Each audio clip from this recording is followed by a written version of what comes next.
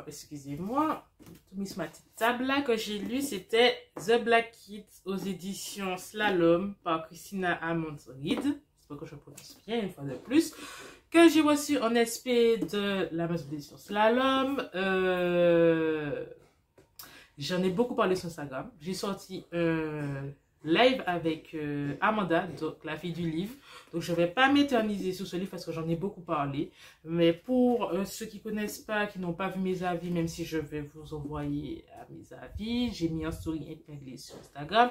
Ma chronique est longue comme 10 pieds. Donc ça parle de quoi? Ça parle de violence policière. Ça parle d'une jeune fille qui est noire et dont la famille est assez riche. Donc, socialement parlant de niveau richesse, sa famille est haut placée.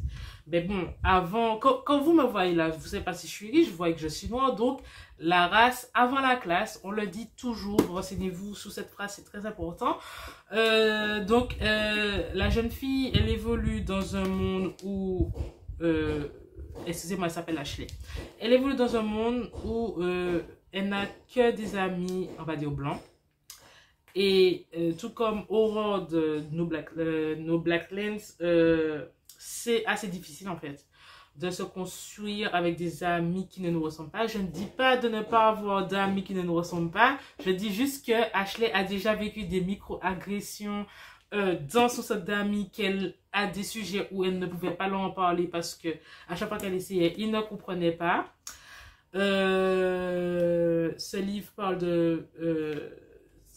énormément de choses, de colorisme, de microagression, de violence policière, de comment c'est difficile en tant que personne noire, mais donc ici en tant qu'afro-américaine d'évoluer dans cette société. Franchement, c'est un livre très très intéressant à lire, je l'ai vraiment décortiqué. J'ai aimé en parler avec Amanda, si tu passes par là, coucou ma belle. Franchement, lisez-le. Franchement, désolée de ne pas rentrer dans les thèmes, mais j'en ai tellement parlé. Je pourrais voir déjà ce que j'ai dit, mais en tout cas, ici, je vous le dis, lisez-le. Pareil, je ne vais pas utiliser le terme de coup de cœur pour parler d'un livre comme ça, mais en tout cas, c'est dans ma livre de diamant. L'écriture est très fluide. Ça se lit vite. J'ai envie de dire, ça se lit vite. Il y a énormément de sujets, mais on ne se perd pas. Donc, pour vous déconstruire, je recommande ce livre. Alors, le prochain livre que j'ai lu, c'est Sur le vif, que j'ai reçu aussi en SP, qui a été publié chez Lire en Live, excusez-moi, donc chez Nathan, que j'ai complètement aimé. Déjà, il faut savoir que le personnage est afro-caribéenne, c'est une afro-latina en tout cas, et ça parle de nourriture. Comme je dis, les trucs avec les nourritures, c'est trop bien. Donc, il faut savoir que c'est l'histoire d'Emoni, qui est maman, très jeune, elle est encore au lycée et elle doit jongler entre la maternité et les études. Et elle a une grande passion, c'est la cuisine. C'est quelque chose que sa mère lui a transmis, que sa grand-mère lui a transmis. Et elle est douée en fait. Et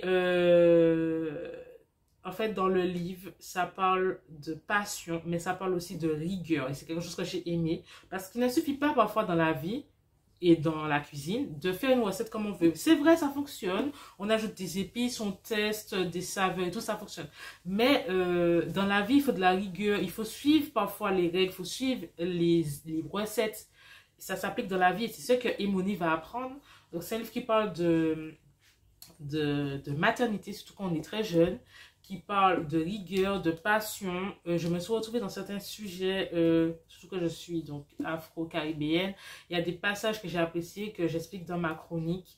Il y a une petite romance vraiment toute mignonne. En fait, c'est une romance qu'on attend chez des adolescents, donc chez des lycéens. Ça prenait son temps, c'était mignon. Elle apprenait à découvrir le personnage masculin. Mais en tout cas, ça parle de passion, de rêve, de rigueur. C'était vraiment très intéressant. Franchement, ça a été un coup de cœur. Je le recommande. Plus d'infos, je vous envoie bien sûr à ma chronique. Mais franchement, foncez l'acheter. En vrai, ce livre, il était génial. Ensuite, le prochain livre que j'ai lu, c'est Parole pour Maquerelle. Donc, de La Fleur Curieuse, aka Valérie Godinez. Donc, qui est un livre avec du folklore antillais. Et j'ai trop aimé en fait. il y a du folklore. Je dis folklore parce que je ne sais pas trop si on peut parler de mythologie. Mais en tout cas, Parole pour Maquerelle, on peut le je ne sais pas si Maquerelle, les Français de France hexagonale, comprennent ce mot. En fait, Maquerelle, c'est une personne curieuse. Ouais, qui est toujours dans les affaires des autres, j'explique, on sait jamais. Donc, une personne maquerelle qui est là, derrière sa fenêtre, a toujours regardé ce que les voisins font, ce que les voisins disent. Quand il y a une petite dispute, il est les premiers à aller courir, regarder. Mais en tout cas, dans ce livre, il y a plein de petites histoires avec du folklore antillais, en fait. C'est donc nos légendes, nos histoires, nos contes, surtout nos contes. Et je me suis bien amusée. J'ai appris énormément de choses. Déjà, moi-même, j'ai appris énormément de choses. J'ai bien rigolé, je me suis évadée. Je lis pas assez de contes antillais, je trouve. Donc, avec ce livre-là, je me suis bien rattrapée. Mon avis plus détaillé sur Instagram. J'ai pas publié de chronique, j'en ai plus parlé en story et en post Instagram. Mais en tout cas, c'est un tome 1, parce qu'au moment où je parle, il y a un tome 2 qui va bientôt sortir. Je remercie encore Valérie pour ce SP, parce que oui, c'est un SP, excusez-moi, je ne l'ai pas précisé. Je me suis amusée. Donc pour les Caribéens, tout comme les non-Caribéens, c'est un livre très très intéressant à lire. Très drôle, vous allez passer un très bon moment. Je le recommande à 100%. Alors, les deux prochains livres dont je vais vous parler, je les ai lus à la suite. Donc il s'agit de... Excusez-moi. Il s'agit de Nos espoirs croisés de Iman et Itayo et de Darius Le Grand ne va pas bien. Et tous deux, ils traitent du même sujet, on va dire, qui est la dépression. Donc le premier que j'ai lu, c'était Nos espoirs croisés. D'abord, il faut savoir qu'il y a des triggers dans ce livre. Donc deuil, mort, suicide, dépression. Je préviens déjà. Donc de quoi parle le livre? Ça parle de Camille, qui est asocial, qui est taciturne, qui, quand il répond aux gens, on dirait qu'il vous agresse parce qu'il n'essaie pas de se faire des amis. Et de Debbie, qui débarque à l'université, plus précisément d'une école de commerce. Et en fait, dans le livre, Camille veut se suicider, mais il veut le faire d'une façon propre et digne. Et quand il va rencontrer Debbie, on va dire que ses plans sont mis à mal parce que Debbie, c'est une fille très explosive, très dynamique. Sauf que par rapport à un concours de circonstances assez bizarre, Camille va penser que Debbie veut en finir elle aussi. Alors Camille veut en finir, mais il ne veut pas que Debbie fasse se suicide en fait. Fasse ça, il ne veut pas qu'elle fasse, donc il va tout faire pour se rapprocher d'elle et l'encourager à ne pas poursuivre ce chemin. De fil en aiguille, les personnages vont apprendre à se connaître. Camille, plus il passe du temps avec Debbie, plus il met de côté son idée. En fait, il y pense, mais passer du temps avec Debbie lui fait du bien. Par contre, j'aimerais souligner que ce n'est pas la romance en fait, que dans l'histoire, on ne te fait pas croire que quand tu trouves quelqu'un, vas-y, tous tes problèmes se règlent et tout. Pas du tout. Au contraire, je trouve que ce livre traite bien de la dépression, en fait, parce que oui, Camille est dépressif. Et la dépression, ce n'est pas quelque chose qu'on peut prendre à la légère. D'ailleurs, j'en profite pour dire que j'ai fait un Let's Talk About sur la dépression, qui est un rendez-vous que j'ai mis en place en 2020, qui permet de donner la parole aux personnes concernées. Et donc, le dernier en date que j'ai fait traitait sur la dépression. C'est le fait d'avoir lu ce livre et aussi Darius qui m'a donné l'envie d'en faire un pour apprendre moi-même déjà et pour permettre aux autres d'en apprendre plus sur le sujet. Donc vraiment, ce livre traite de sujets importants. J'ai trouvé que c'était très bien mené. Et le truc, c'est que malgré c'est un livre qui traite de sujets durs, on va dire, j'ai énormément rigolé. Il y a des scènes où j'ai explosé de rire. En fait, l'autrice, elle mêle scènes hilarantes et scènes sérieuses. Ce qui fait qu'on n'est pas non plus toujours plombé dans... Enfin, on n'est pas toujours dans une ambiance sombre, en fait, où on est triste et angoissé pour les personnages. Au contraire, on voit que plus ils apprennent à se connaître, plus les personnages prennent quand même du bon temps. En tout cas, je ne suis pas concernée. Personnellement, je trouve que le sujet était très bien traité. Après, si une personne ne concernée passe par là et me dit que c'était pas le cas, bien sûr, je l'écouterai. Je ne sais pas si c'est du on voice non plus. En tout cas, moi, j'ai bien aimé cette lecture. Je la recommande. Vraiment, j'ai mis dans Diamant sur Booknote.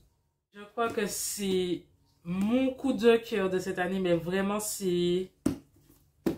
Je crois que c'est mon top 1 de cette année. Darius le Grand ne va pas bien. Comment j'ai chialé. Comment j'ai chialé en lisant ce livre. Excusez-moi. Ce livre est magnifique. On va commencer par les triggers, bien sûr. Donc, trigger, on a du racisme. Et on a mort, suicide et dépression. Et deuil. Il me semble, oui, deuil. Et quand je dis racisme, il faut savoir que le personnage principal, il est iranien, donc perse.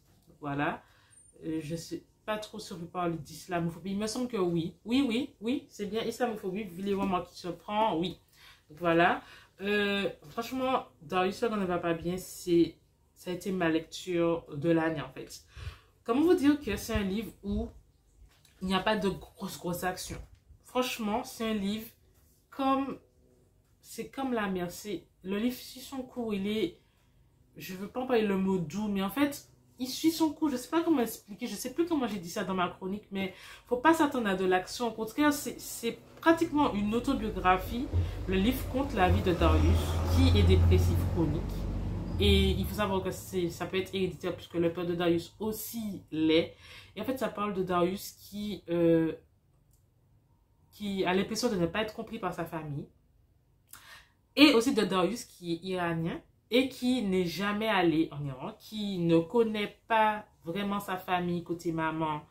Enfin, il ne les connaît qu'à travers un écran, donc par cours de circonstances, il va faire le voyage là-bas. Et le voir nouer avec ses origines, avec ses racines, c'était vraiment très très beau à voir. Le voir se faire pour la première fois de sa vie un ami. Était très très beau à voir aussi. Il faut savoir aussi que j'ai ressenti, j'ai été connectée à Darius sur certains passages. Enfin, j'ai compris dans le sens où il faut savoir qu'il y a des Antillais qui ne naissent pas, enfin des Caribéens qui ne naissent pas dans la Caraïbe. Et quand je dis Caraïbe, je parle des Antilles-Guyane, donc Martinique-Guyane, et qui sont nés en France et qui parfois ne sont pas connectés à leurs racines et culture antillo-guyanaises. Et donc j'ai compris à ce sujet pour les passages avec Darius quand il nouait avec ses racines. En fait, c'est un livre qui parle de plein de sujets et les personnages sont touchants. Mention spéciale à Darius, c'est un personnage que j'ai beaucoup aimé parce qu'il est sarcastique, il est drôle, enfin, c'est très drôle, ses pensées sont très drôles. Il faut savoir aussi qu'il est très doux avec sa petite sœur, qu'il aime sa famille en fait, il aime énormément sa famille. Et c'est une histoire où il va apprendre à se rapprocher de ses parents, malgré le fait qu'il habite avec eux, donc aux États-Unis. C'est en faisant son voyage qu'il va se rapprocher de ses parents. Franchement, ce livre... il était magnifique. Vraiment, il était magnifique. Franchement, lisez-le. Je crois que ça a été la lecture qui m'a le plus marqué en 2021. J'en dis plus dans ma chronique, bien sûr, qui est beaucoup plus longue. Bien sûr, peut-être que j'ai oublié des choses importantes. Désolée. Mais en tout cas, c'est une lecture qui m'a vraiment marqué, que je recommande à 1000%. Vraiment à 1000%. Le livre que j'ai lu cette année et en plus en lecture commune avec le café littéraire, c'était Féminisme et pop culture de Jennifer Padjemi, qui est un essai et que j'ai énormément aimé. Je pensais avoir sorti mon post sur Instagram, mais pas du tout. Pareil pour ma chronique, je l'avais écrit, je ne l'ai pas sorti. On en a tellement parlé en long et en large dans cette lecture commune. Et il devait y avoir une interview avec Jennifer, malheureusement, ça n'a pas pu se faire. D'ailleurs, c'est un SP et je remercie encore une fois Jennifer. Donc, c'est un essai qui parle de la pop culture et le féminisme dans cette pop culture en fait. Pas que, mais vous avez compris. Donc, Jennifer aborde plein de sujets, donc les séries qu'on a vues étant plus jeune, les musiques, les personnalités en fait, et surtout le féminisme d'une femme noire ou d'une femme racisée plus précisément en fait. Ça parle de sexualité, d'intersectionnalité, ça parle de plein de sujets. Vraiment, c'est un livre que j'ai énormément apprécié. Je lisais pas beaucoup d'essais, mais je pense que ça a été mon premier essai et j'ai beaucoup aimé. Pour ceux qui n'ont pas pu participer à la lecture commune, je vous mettrai en lien en fait les chroniques des personnes qui ont participé à cette LC et je pense que je vais relire cet essai pour moi-même parce que j'ai beaucoup apprécié Et entre-temps, j'ai oublié des détails, donc j'ai besoin de me remémorer de certains sujets pour bien faire ma chronique. Mais c'est un livre qui a mené à bien beaucoup de débats, en tout cas dans la lecture commune. On a parlé de plein de sujets, on s'est amusé. C'était super intéressant. Mais même si vous le lisez seul, ça vous pousse à la réflexion, vous découvrez des choses.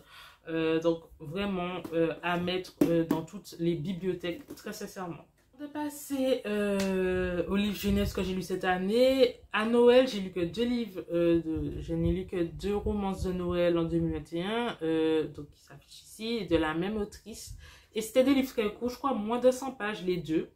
Les deux, c'était pas des histoires suspense, originales, genre qu'on n'a jamais vu. C'était vraiment une troupe qu'on a l'habitude de voir. Mais je me suis beaucoup amusée. Ce sont des romances avec des personnages noirs.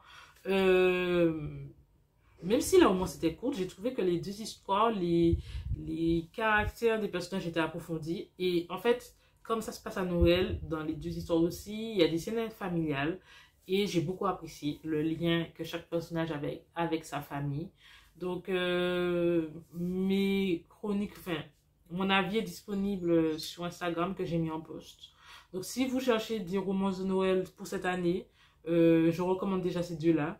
J'avais une palle bien remplie, mais faut croire que j'étais occupée en décembre, je ne me rappelle déjà plus. Donc, j'ai pas pu lire tout ce que je voulais lire en termes de romances de Noël.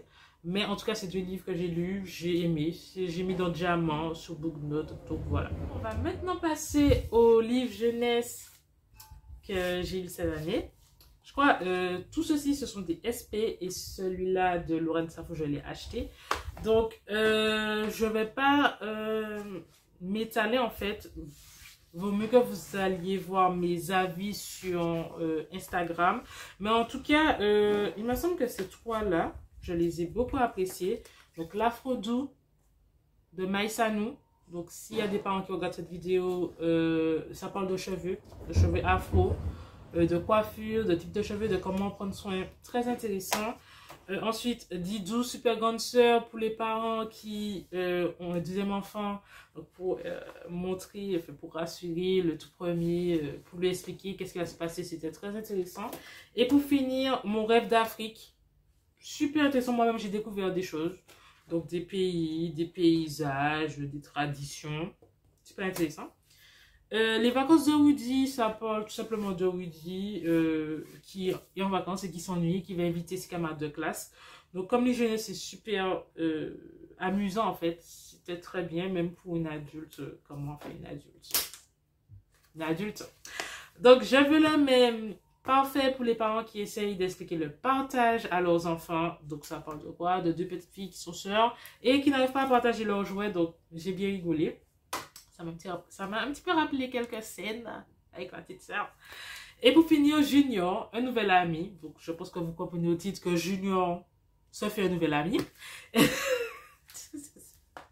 Et donc, un ami qui est nouveau dans le voisinage et puis qui joue avec lui.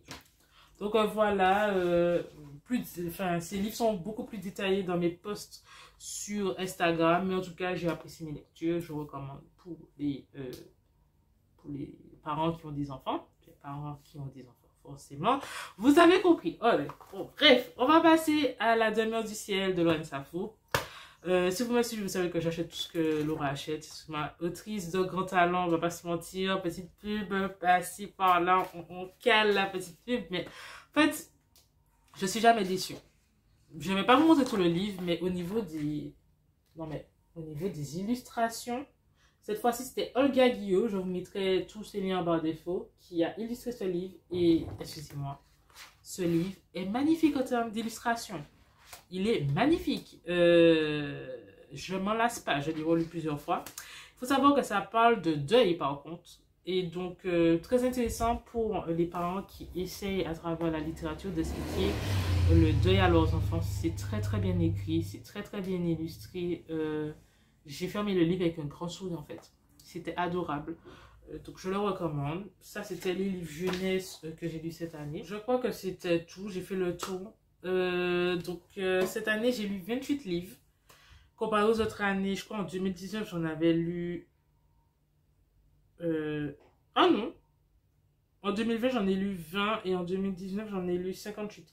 Bon, en tout cas, comparé à 2019, 2018, etc. Depuis ces 2 dernières années, je lis pas beaucoup. Il faut savoir que je suis entrée enfin, j'étais en licence l'année dernière et cette année je suis en master, donc j'aurai peut-être moins ce temps de lire. Même si j'ai lu 4 livres depuis le début de l'année 2021, depuis l'année 2022, j'ai lu 4 livres qui font, ce sont des pavés en fait, donc je suis contente. Mais en tout cas en 2021, j'ai pas vraiment eu le temps de beaucoup lire, c'est beaucoup plus des SP en plus que j'ai lu.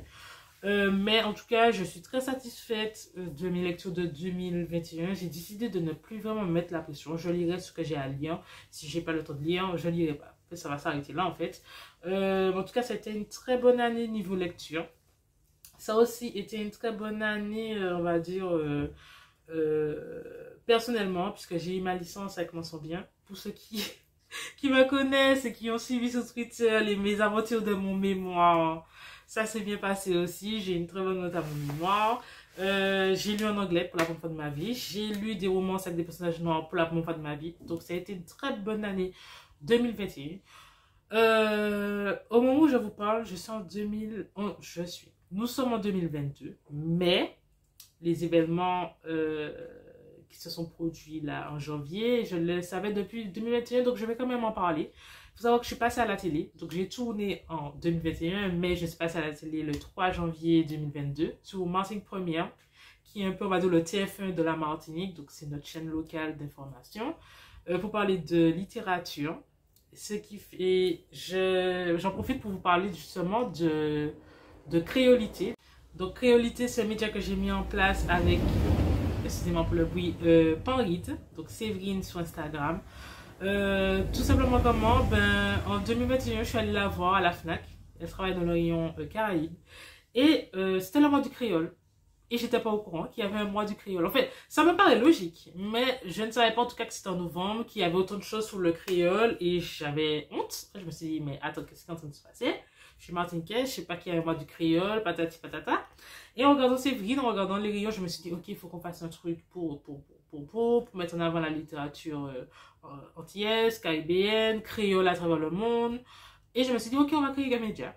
Créolité est née, le soir même, on a trouvé un nom, j'ai créé les réseaux et tout. Donc Créolité, c'est pour mettre en avant, comme je l'ai dit, la littérature caribéenne, la littérature créole, excusez-moi, pas que caribéenne, donc, créole à travers le monde, donc les auteurs, les livres, les maisons d'édition, les librairies, tout ce que vous voulez. On a fait un calendrier de l'Avent en décembre 2021, où on mettait en avant tout ce que je viens de dire, plus des entreprises locales, caribéennes. Donc c'est un projet qui nous tient à cœur, que nous comptons bien développer en 2022. Pour avoir plus d'informations, je vous renvoie au blog que je mettrai en barre d'infos, au compte Instagram où on explique un petit peu le concept, le projet. Ensuite, en 2021, j'ai été contactée par une étudiante en master du livre pour écrire un livre. Donc au début, j'étais en mode quoi? Mais oui, bien sûr, j'accepte parce qu'elle m'a dit que c'était pour parler de diversité et de représentation. Donc bien sûr, moi je ne rechigne jamais à parler de diversité et de représentation, j'ai dit oui. Donc c'est un livre, mais c'est plus un manifeste en fait. Donc il est assez court, que j'ai terminé d'écrire officiellement, on va dire hier soir, parce qu'il y avait encore des corrections à faire. J'ai annoncé ça sur Instagram. Il y a eu, je crois, 820 j'aime sur la publication et sur le réel, il y a eu 12 000 vues. Le réel d'ailleurs de Imani, parce qu'il faut savoir que c'est Imani qui a fait la couverture, que je vous mets ici. Je vous prie d'admirer cette couverture. Je vous prie de regarder à quel point elle est belle. Oui, c'est moi et oui, j'admire la couverture. C'est un petit peu narcissique, mais excusez-moi, c'est trop bien dessiné. Donc, c'est Imani qui a fait la couverture, qui a accepté de faire cette couverture magnifique. Je la remercie encore. Je remercie aussi Cyrielle, bien sûr, l'éditrice qui m'a approché et bien sûr la maison d'édition étudiante qui me publie. Je mettrai tout en barre d'infos, bien sûr. Donc, il faut savoir que les précommandes commencent le 1er février 2022, donc bientôt. Il se termine le 28 février. Ou le 29, je ne sais plus si on est dans une année bisexuelle. Bref, le dernier jour de février. Donc, je suis très heureuse. Dans ce manifeste, je parle de diversité, de représentation, On Voice, Sensitivity Reader, les couvertures, la communication, le fait d'avoir grandi sans une bonne représentation, bref, ce que j'ai l'habitude de dire, mais en mieux écrit, en plus détaillé, avec des sources, avec des statistiques, tout ce que vous voulez. Je suis très heureuse, très fière de moi. Je m'y attendais pas, mais ça se fait. J'espère que beaucoup vont acheter, que les auteurs et les maisons d'édition, s'ils l'achètent, comprendront certaines choses. Pour moi, c'est un accomplissement en fait. C'est un manifeste quand même, c'est quand même quelque chose d'officiel. Donc là, je pense pas que... Enfin, je pense que je ne parlerai plus. Je dirais, ben, si tu veux savoir, mon temps c'est de l'argent, donc il faut acheter mon livre. Donc ça pour dire que vraiment, je suis très très heureuse. D'ailleurs, j'ai beaucoup de projets pour 2022, mais cette vidéo, je pense que cette vidéo-là, elle est déjà assez longue, je pense. Là, j'ai pas encore fait le montage, mais je ne sais pas. Donc, je vais sortir une autre vidéo pour parler de ce que j'attends en 2022. J'attends beaucoup de choses. Il me semble que j'ai fait le tour pour 2021. Après, je regarde des K-dramas. J'en parle pas sur mes blogs, mais j'ai regardé beaucoup de dramas cette année que j'ai bien aimé. Donc, si vous regardez des dramas, pourquoi pas le dire dans les commentaires et puis on en parlera. Je pense que je vais pas trop en parler dans cette vidéo parce que, je sais pas, je pense qu'elle est déjà trop longue. Je crois que j'ai fait le tour. Je vois pas qu'est-ce que je peux dire d'autre dans cette vidéo. Je pense que j'ai fait le tour pour mes lectures. En tout cas, pour mon année 2021, je suis reconnaissante pour mes réussites, pour tout ce que j'ai accompli. Bien sûr, ça n'a pas été une année facile pour personne avec le Covid. J'imagine qu'il y en a sûrement qui ont perdu des proches, il y en a sûrement qui sont tombés malades et tout. Donc, je vous souhaite le meilleur pour cette année 2022 en tout cas. Je vous souhaite la réussite, le bonheur, etc. etc. Je vous remercie d'avoir regardé cette vidéo jusqu'au bout si c'est le cas. J'espère être un petit peu plus régulière en 2022, mais on verra. Mais en tout cas, voilà, je vous fais de gros bisous la MIF. J'espère que vous avez passé du bon temps en me regardant, en écoutant mes avis et que vous avez noté ce que je vous ai recommandé. Donc voilà, on s'en va voir très vite pour la vidéo, je crois, mes objectifs 2022, la vidéo sur comment lire en anglais et une vidéo où je vous montre ma palle monstrueuse, incroyable. Donc on s'en va très vite. Bisous!